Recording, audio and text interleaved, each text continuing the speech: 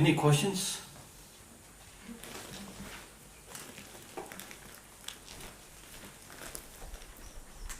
You're talking about happiness, and these definitions sometimes look me too high, because maybe to change the definition by saying happiness, instead happiness is satisfaction from life, because happiness is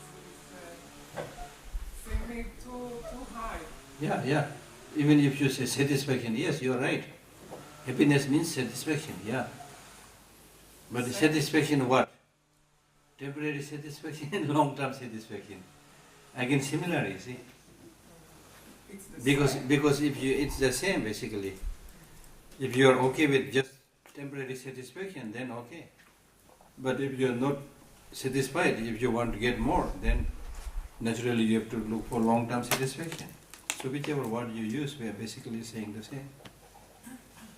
Okay? You said when the child Just a moment. okay, when the child is born, he's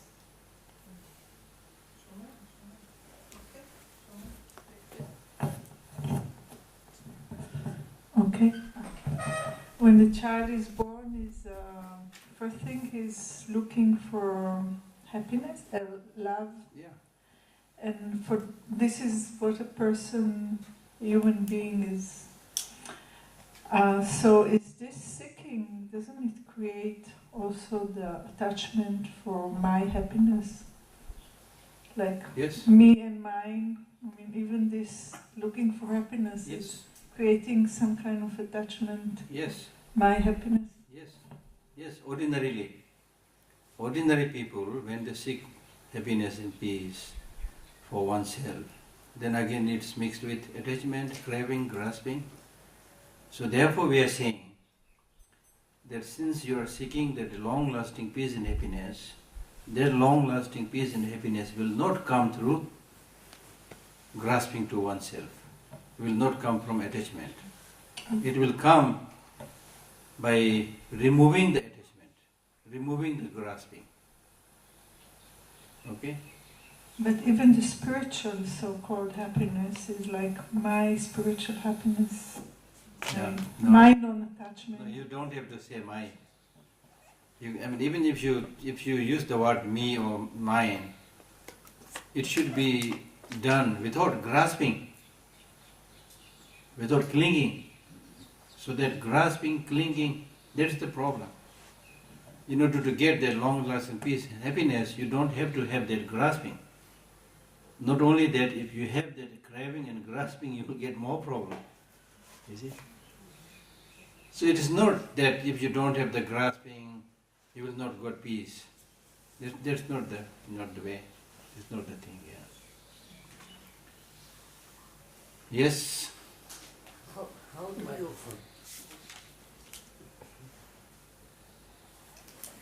How do you release the how do you release the grasping of worrying for someone? Say that he's ill and is deteriorating. Yeah. You are grasping that somebody is ill. When you think and worry about that person with grasping, does it solve the problem? But what does it mean? What does it mean mentally or emotionally releasing the grasping of this to this person? That means that your main concern is how to help this person. That's your concern. Okay? If you want to help that person, the best way of helping that person is doing the job, not grasping or not worrying. It's doing the job with calmness of mind. Okay? If you develop grasping and craving and obsession, you hang on to the object. You obsessed with the object. Then you are not able to see things from a distance. What is the best way of helping? What is the best solution? You are not able to do that. You get mixed with the object. That's the problem.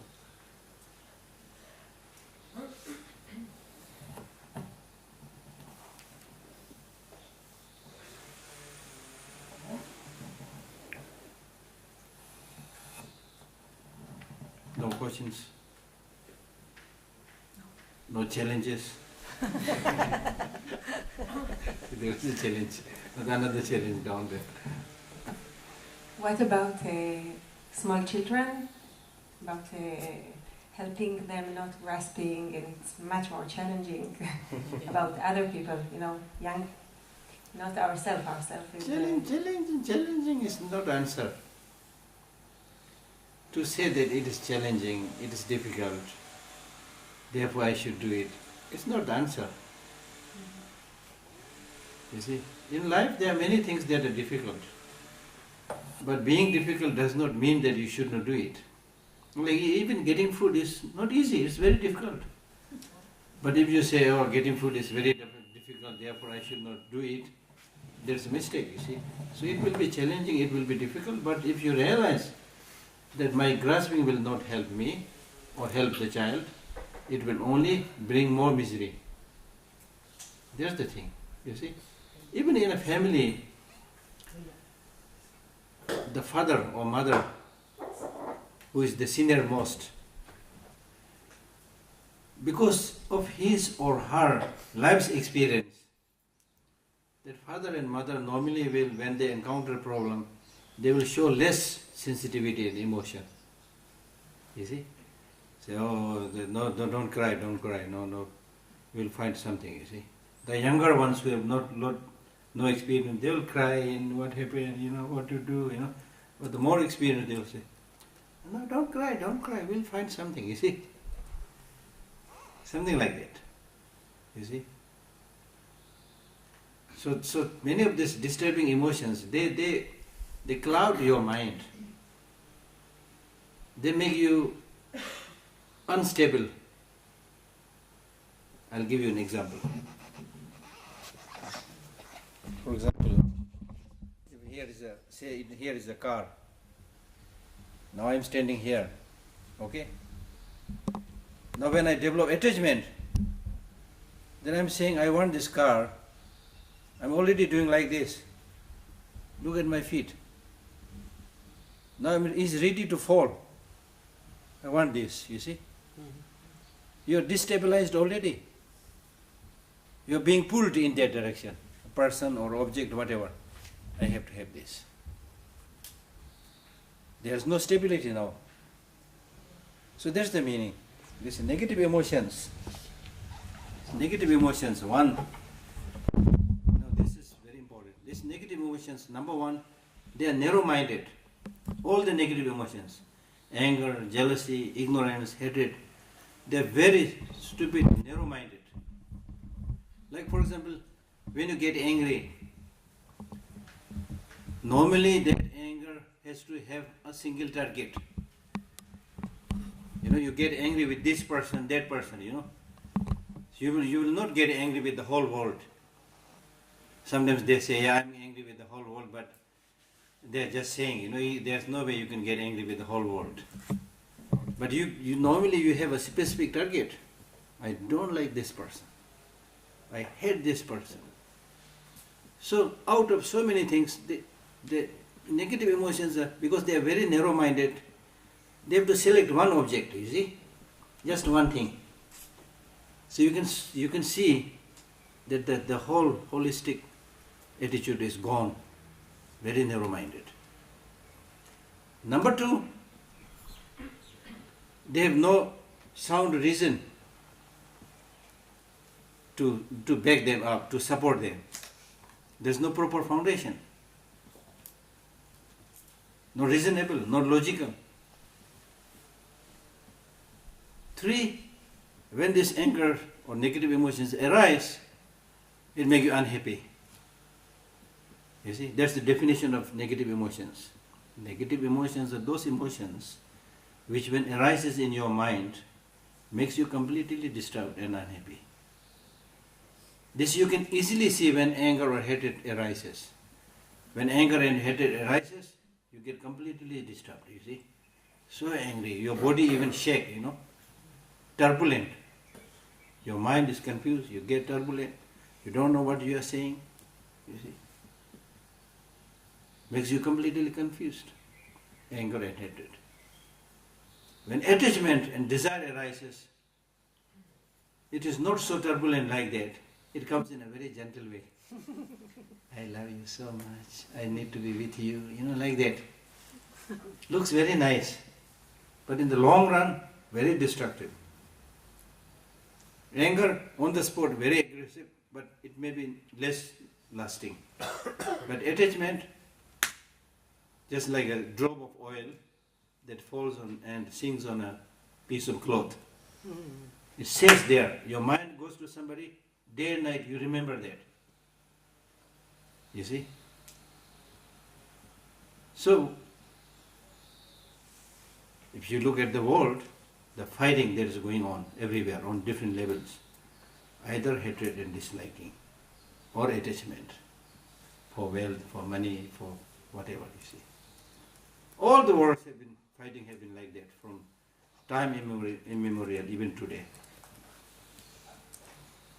Wars have been fought for women between kings, Wars have been fought for wealth.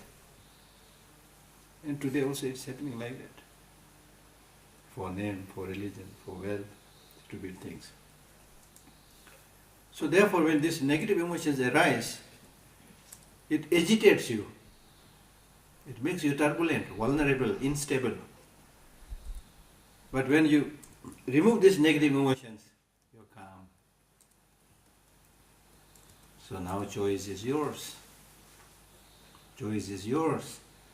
Whether you want this turbulence all the time or you want calmness. Choice is yours. Karma, choice or fate. So I'm saying choice is yours. Karma does not mean that your fate is forever sealed and you can't do anything. Many people get wrong understanding of karma. Karma means action.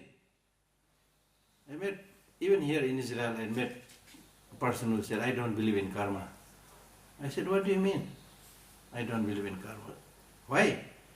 Because I see some people keep on doing bad things but they are successful. Some people keep on doing good things but they are not successful. So I don't believe in karma. So that is his very superficial understanding. Then I said, you don't believe in karma? He said, no. Do you believe in action? He said, yes. So karma means action. Karma means action. If you say, I don't believe in action, then that's the end of your story. You see? Why, if you don't believe in action, why you go to school? Why do you work? I mean, our life is full of actions, and we engage in all those actions expecting that something good will come, or it is good for me. I need it, you see. So karma means action. Action of the past life, action of this life, action of future life, action that you did this morning, action that you are doing right now. So many kinds of actions. So that's karma. So what you do now, as I said, you cannot change the external situation, but you can change how you think. That's karma. How you react, that's karma. What will you do? That's your karma.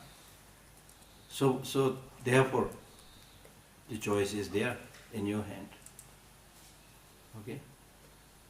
So if I understand you correctly, there is no reward in karma. You're doing good for changing your mind. Yeah. You're bringing good to yourself and to the others. Yeah. But you're not going to get any prize in the end.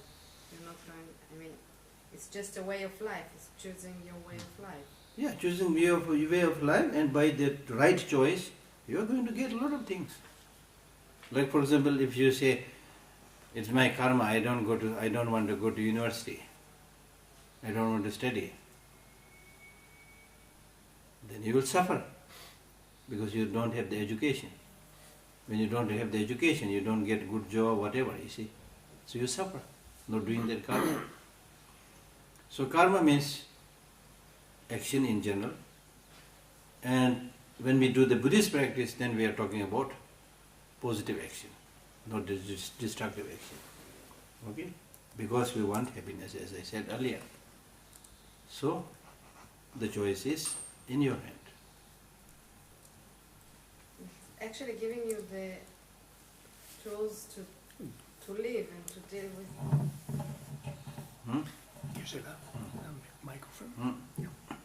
I'm asking if it's what you mean is that it's actually giving you the tools to deal with things, because if I will do good things and be kind, it doesn't mean that bad things won't happen to me. I will just know how to deal with it. Yeah. Because even if you want to do good things, that does not mean you don't do bad things. So for the good doing, you will get good result. For the bad doing, you will get bad result. So just doing one good thing doesn't mean that all problems will disappear. You see? So you need to realize that you have so many karmas of this life, your way of doing things, past lives' way of doing things. So you will get suffering and problems, those things also. But what I'm saying is, if you continue to appreciate more of these positive actions, then you can lessen your suffering, reduce your suffering. That's what I'm saying. I'm not saying that you do one good thing and then boom, all the bad things will disappear. Not that one. Yeah. Yes? לימור, מיקרופון. את רגילה למיקרופון.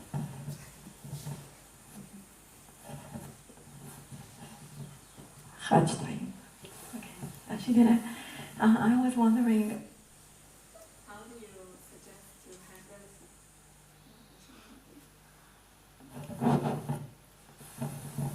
how do you suggest to handle a situation when you are in uncertainty, and it's maybe even to expect something bad. For example, families who they're missing, or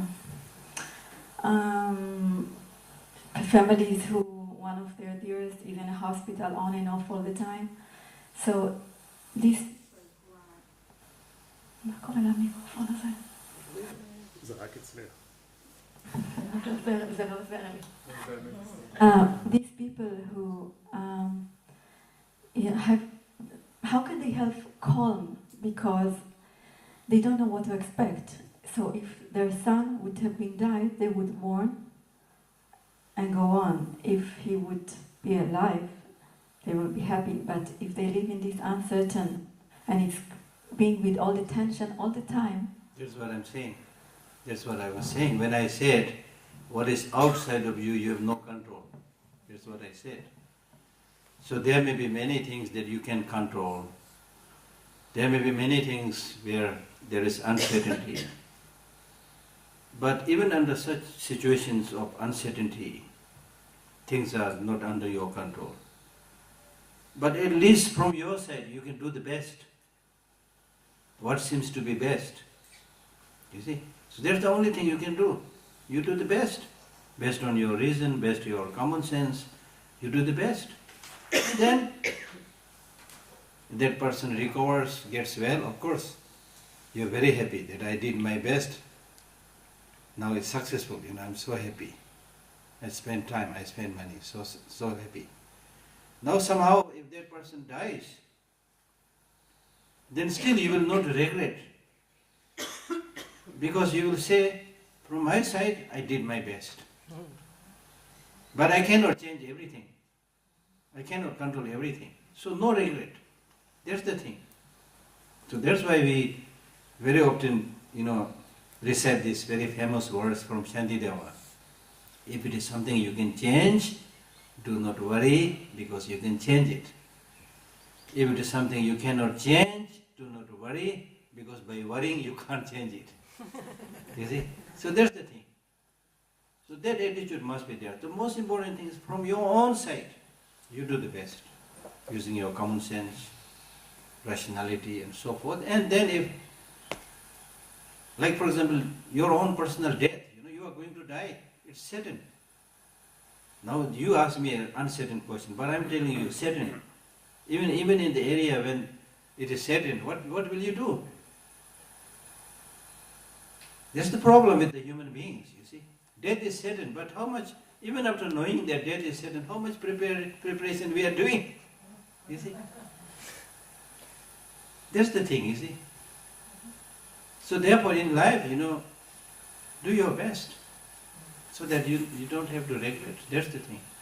If you don't do your best or don't play your part, then there will be regret. I wish I have done something, it could have changed, but I did not do. Then it's useless. So that's the problem with us.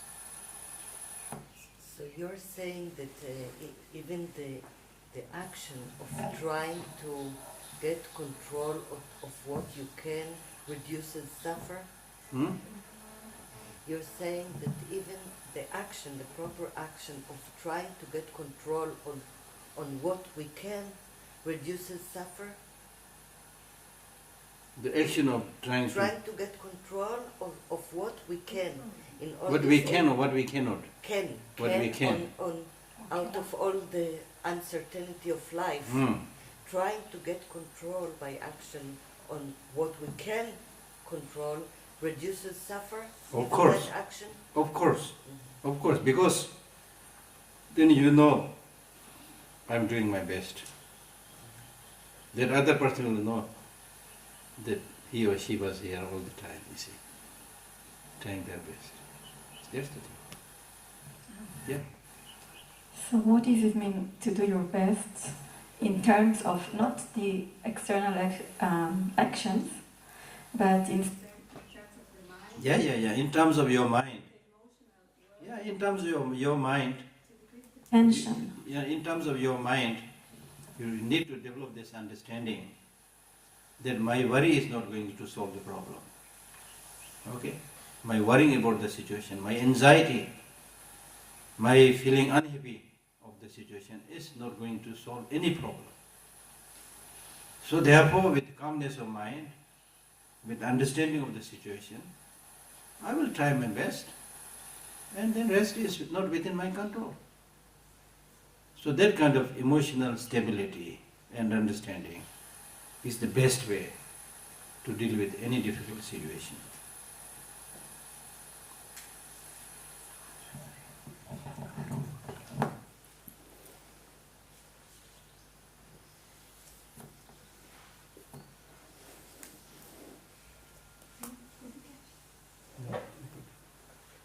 Nobody?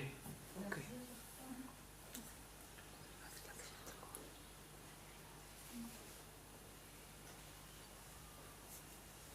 Now what is this thing called action? Karma. Karma is basically of three types.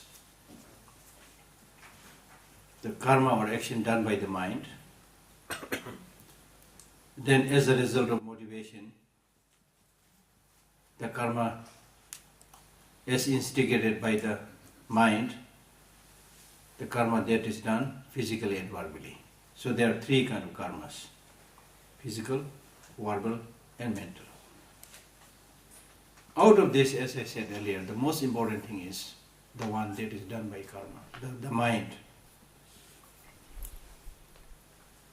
And when I say mind, it could be a good mind, bad mind, positive mind and negative mind. If it is so most of the destructive karmas, they are a result of negative emotions. Most of the destructive karmas, they are a result of negative emotions. And there are countless negative emotions. But the most destructive primary negative emotions are ignorance, hatred, and attachment. So it's important that we spend some time on this. Now out of these three, the real boss is ignorance.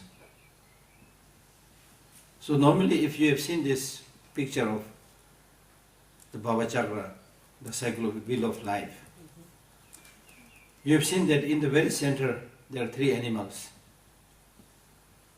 a rooster or a pigeon sometimes, and a pig, and a snake. So the snake and the bird, their tails are in the mouth of the pig, meaning that hatred and attachment also comes primarily because of ignorance. So that's why again you can clearly see why knowledge is so important. Why knowledge is so important. When we don't have the knowledge, then we see suffering as happiness. We see suffering as happiness. And we see what is impermanent as permanent. We see what is without self as having self. And what is empty as not being empty, which is known as the four misperceptions. Can you say it again? Can you please say it again? I have no time to say again. I'm joking. So, what is suffering as happiness? Okay? What is impermanent as permanent? What is impure as pure? And what is without self as having self? So these are the four. These are called four misperceptions. Now what is impermanent as permanent?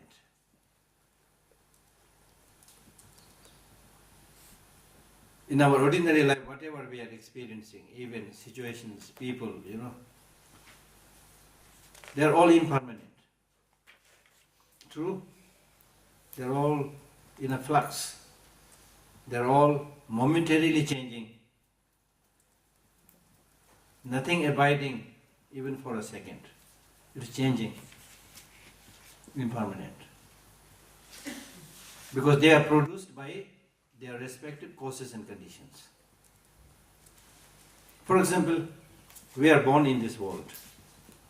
Okay, we are born in this world. And because we are born,